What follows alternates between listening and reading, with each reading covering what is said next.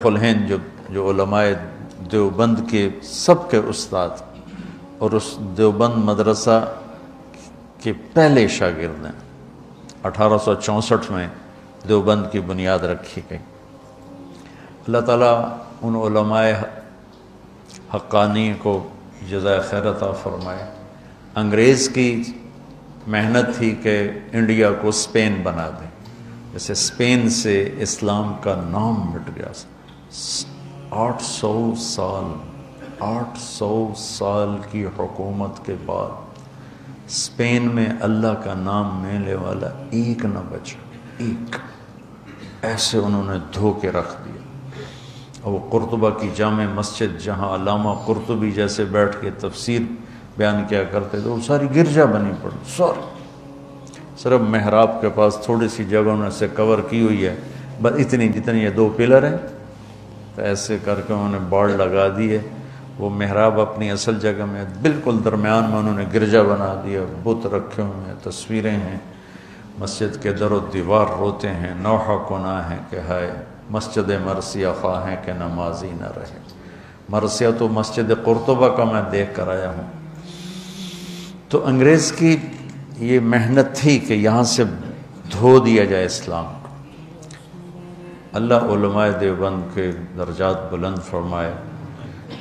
1864 میں پہلے یہ حضرات جنگ آزادی میں شریک ہوئے، اور شاملی جہاں علماء دیوبند نے جہاد کیا، حافظ ضامن شہید ہوئے اور کوئی بڑے بڑے شہید ہوئے، کچھ بچ گئے۔ وہ شاملی اب ایک بہت بڑا قصبہ بن چکا ہے۔ میں 89 میں وہاں گیا تھا، تو جب سیاسی طور پر پوری مات کھا گئے اور قوت ہاتھ سے نکل گئی، کیونکہ اپنے ہی جب غیر بن جائیں، کسی کی غداری سے ملک نہیں ڈوبتا، کسی ایک کی غداری سے۔ وہ ایک دیگ کا چاول ہوتا ہے، سارے ہی بگڑ چکے ہوتے ہیں، تب تباہی آتی ہے، تب غداری بھی اپنی قوت دکھاتی ہے، ورنہ ایک آدھ کی غداری سے قوم ہو تو اس سے کچھ نہیں ہوتا ہے۔ تو ذرا میر جعفر نہیں، سارے اسی کا شکارہ بن، میر صادق نہیں، سب ایسے ہو چکے تھے۔ تو وہ جنگ آزادی اپنوں ہی کا شکار ہو گئی۔ ایک رجب علی تھا، ایک نجف خان تھا، ایک الہی بخش تھا، ایک شجاع الدولہ تھا۔ یہ لوگ تھے جنہوں نے دلی کا راستہ صاف کیا انگریز کے لیے، تو اپنے ہی تھے۔ اس کے بدلے میں رجب علی کو انہوں نے اتنا سونا دیا کہ اس نے امبالے میں پورا ایک فوارہ سونے کا بنایا جس میں شراب نکلتی تھی۔ وہ کمبخت شام کو بیٹھ کے شراب پیتا تھا اپنے ساتھیوں کے ساتھ، کہ وہ پانی کی وجہ وہ شراب نکلتی تھی۔ تو اس طرح جب قوم ڈوبتی ہے، اس کے افرادوں کے ضمیر بک جاتے ہیں، تو پھر ملاح کشتی کے پھٹے ٹوٹ جائیں تو ملاح کہاں پار لگائے گا اسے؟ تو ہندوستان کی قیادت اور وہاں کی جو ریاستیں تھیں وہ اپنی استعدادیں ختم کر چکی تھیں، تو اللہ تعالیٰ نے چند لوگوں کے دل میں ڈالا کہ اب اسلام کو بچایا جائے۔ اب پھیلانے کی بجائے بچانے کا فکر تھا۔ تو 1864 میں مولانا قاسم صاحب نانوتوی رحمۃ اللہ تعالیٰ علیہ نے دیوبند میں ایک چھپر ڈالا، مسجد بنائی بغیر چھت کے، اور ایک چھپر جس میں ایک طالب علم اور ایک استاد اور ایک انار کا درخت۔ 89 میں وہ انار کا درخت میں دیکھ کے آیا تھا، وہ 1864 اور میں گیا تھا 1999۔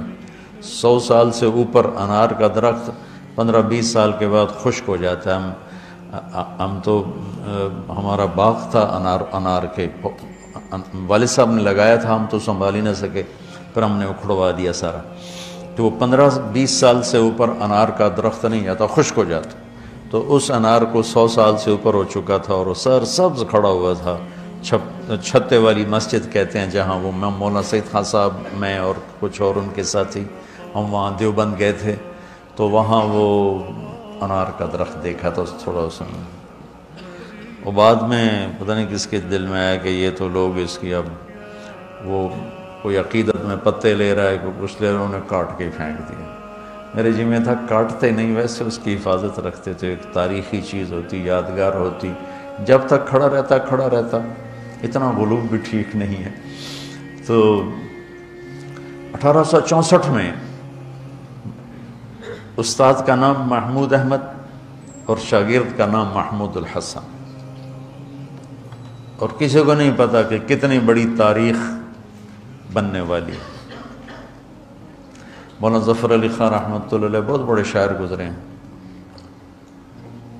زمیندار اخبار نکالتے تھے، ان کا شعر ہے: شاد بادو شادزی اے سرزمین دیوبند، ہند میں تو نے کیا اسلام کا جھنڈا بلند۔ ہندوستان تو بدعات اور رسومات اور جہالت علم سے مناسبت ہی کوئی نہیں تھی، سب پیروں فقیروں، جو جاہل پیر فقیر تو ہمارا سرمایہ ہیں، پر جو صحیح ہوں، لیکن وہ جاہلوں سے جڑے ہوئے تھے۔ تو شاہ ولی اللہ رحمۃ اللہ علیہ پہلی ہستی ہیں جو انڈیا میں حدیث کو لائے، ورنہ فقہ اور منطق مجھے آج تک سمجھ میں نہیں آیا کہ منطق کی ضرورت کیا ہے علم دین کے اندر، مجھے نہیں سمجھ میں آیا۔ یا لیت شعری، کوئی مجھے سمجھا دے۔ تو شاہ ولی اللہ رحمۃ اللہ علیہ پہلی ہستی ہیں جو حدیث کو لے کر آئے، اور لہذا جتنے یہاں حدیث کے سلسلے میں شاہ ولی اللہ پر مل جاتے ہیں، مطلب میرا سلسلہ محمد عبداللہ، خیر محمد یاسین، جو میری قراءتاً ہے، ایک ہے اجازتاً، وہ بھی بتاتا ہوں۔ محمد یاسین، محمود الحسن جن کو شیخ الہند کہتے ہیں، محمد قاسم، عبد الغنی، محمد اسحاق، عبد العزیز، شاہ ولی اللہ، اور جو میری اجازتاً ہے وہ عزیر گل، محمود الحسن۔ اس طرح 3 واسطے بیچ میں نکل جاتے ہیں، میرے نصیب میں تھا عالی سند ہونا۔ عزیر گل، محمود الحسن، محمد قاسم، عبد الغنی، محمد اسحاق، عبد العزیز، شاہ ولی اللہ۔ شاہ ولی اللہ پہ دیوبندی، بریلوی، اہل حدیث سب کی حدیث کی سند ان پر آ کر اکٹھی ہو جاتی۔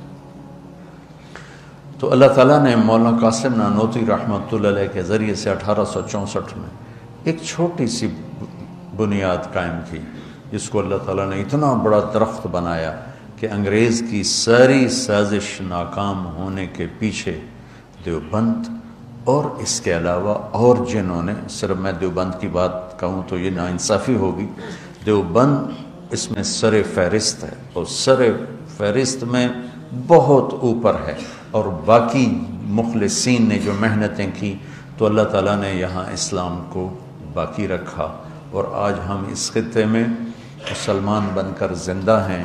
یہ اس وقت کے ان مخلصین کی محنت ہے جس میں علماء دیوبند کا ایک بہت نمایاں کردار ہے، اور ہم انہی کے شاگردوں میں سے ہیں۔ اہل السنت والجماعت کی ترجمانی جو انہوں نے فرمائی اور کی، ہم اس کو زیادہ صحیح کہتے ہیں، اور باقی سب کا احترام کرتے ہیں، سب کو عزت دیتے ہیں، سب کے لیے اچھے جذبات رکھتے ہیں، کسی کے لیے نفرت، کسی کے لیے کفر کے دعوے کرنے سے ہم بیزار ہیں اور بری الذمہ ہیں۔ تو شیخ الہند رحمۃ اللہ علیہ کی میں بات آپ کو سنا رہا تھا، یہ پہلے استاد بنے، پہلے شاگرد بنے، پھر پہلے استاد بنے، پھر یہ شیخ الحدیث بنے۔